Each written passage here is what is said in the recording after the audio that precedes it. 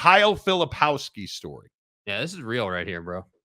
Do you guys know this story? Kyle Filipowski, Duke. Yeah, Duke is Duke and stuff. You Duke know, is Duke, yeah, you prick. Yeah. Kyle Filipowski projected to go in the middle of the first round. On its face, solid pick. Good basketball player, Duke. Like nothing wrong, right? Doesn't go in the middle of the first round. Doesn't go at the end of the first round. What's going on here? Kyle Filipowski sitting in the draft green room. Oh, now we got to go to day 2 because the draft is now 2 days. Crash and burn there, eh, Mav? No.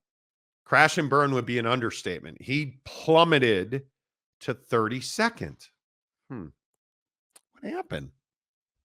happened? Well, it could be that good old Kyle Filipowski, here he is at prom with his girlfriend. Okay.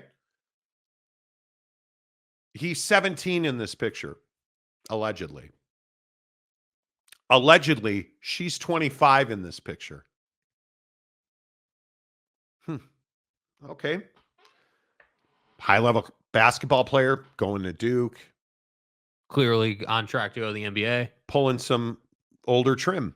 No problem, right? Well, I mean, other than the fact it is allegedly, she's 25, he's 17. Allegedly, that's a crime, but who am I? Right? Stay hard. I mean, they're just friends. Marty? No, we're on the verge here too. Are we really? Oh yeah. Do I need to go and do we need some procure? Yeah. Sure, yeah, go for it. All right. Anyway, so that this is Kyle Filipowski at prom. This is the same girl with Kyle Filipowski at Duke. Okay. So they've stuck it out now. And here they are now, no longer boyfriend and girlfriend, but instead they are now fiancé and stuff. They're like engaged. How's this sitting with everybody else? Everybody's happy for Kyle, right? Oh, wait. No, they're not. This is Daniel Filipowski on Twitter, who is, and I'll say it, allegedly Kyle's brother. I'm Kyle's oldest brother. Y'all don't have a clue of the extent of the story that has to do with his girlfriend. It's been pushed under the table for 2 years. If Jonathan Giovanni responds to my DMs, he would be able to get the full story that no one knows outside of who's involved, Duke coaching staff and his agent. Other than messaging him on IG, don't know how to get in touch with him, meaning Kyle Filipowski. But look up and read on Mormon grooming and brainwashing. And you'll find some introductory details in there to connect some dots into the story that's going on here. Here's the story. Kyle Filipowski does not speak with his family. Who are you, Patrick Reed? He does not speak with his family. And they are alleging and accusing his girlfriend, now fiance, of grooming him and indoctrinating him into the LDS church. Now, if you, such as in like ourselves, right, live in the state of Utah, if you're at all familiar with the LDS community, you understand a few things. It is not irregular in any way, shape, or form to have age gaps in relationships. Right. That is not abnormal. It is not abnormal for young people to marry older people very quickly. And once you are married, it is not abnormal in any way, shape, or form to seed the garden and sprout flowers, otherwise known as let's have some sex and make babies. We show up. Right? Like, it's not abnormal at all. Right. Which is why the Utah Jazz don't have any trouble drafting Kyle Filipowski. Yet every other team in the NBA passed on him. Mm-hmm. Why did every other team pass on him? According to multiple reports, and this is just Google search Kyle Filipowski. All over the place. He plummeted because he was asked about this woman in his pre-draft interviews, and he could not provide answers about why there was such a significant age gap and why their relationship was so dysfunctional and why it drove a wedge between him and his family. Well, and I think that's the biggest issue, right? I think a lot of people want to say, oh, well, age gap shouldn't be a reason for organizations in the NBA to be concerned. To which I say, if you really think that's the sole reason, you're lost on this. You need to understand that if you're an NBA organization and you're looking at drafting a kid who went to Duke, obviously he's got a skill set that works in the league, like very much an attractive player to draft.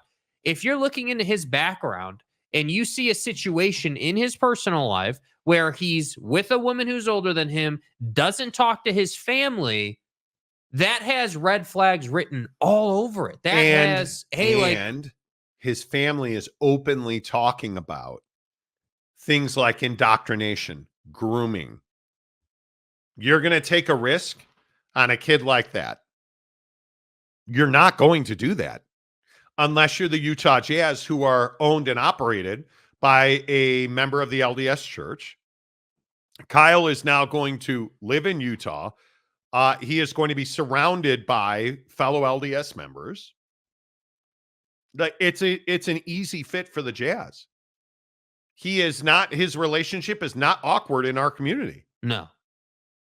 Now, again, I'm not LDS. I'm not a member of the church. But you live in Utah for 5 minutes and you quickly understand this is normal.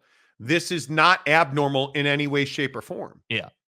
Unless you're every other team in the NBA but the Utah Jazz.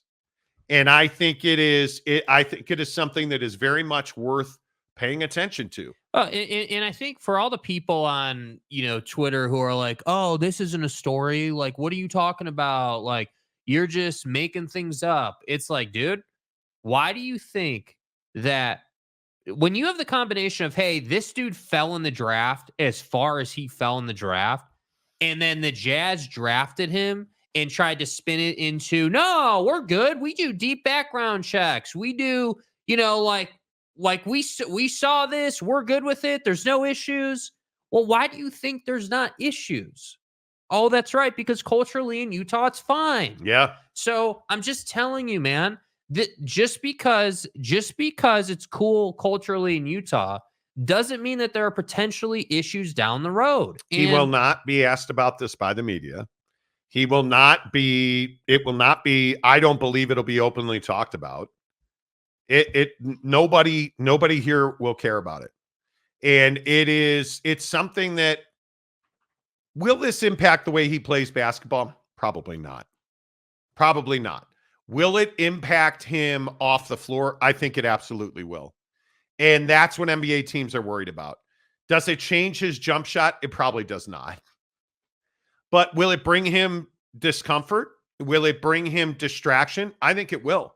I don't know how you have your family so openly and honestly, his brother, his parents, like so openly and honestly talking about the fact that this woman, I mean, when you throw around words like grooming, yeah, and indoctrination, like that is a big, big deal. Yeah, and the way I always like to frame this too is like, let's take the basketball side out of it. If I just told you, hey, I don't even know how old he is, 20-year-old kid or whatever, is with a 25, 26-year-old woman, doesn't talk to his family, and just got indoctrinated into the LDS church, everyone would be like, oh, well, that's kind of an issue, right? Like, this dude got tricked. This dude got groomed. This guy got trapped by this woman.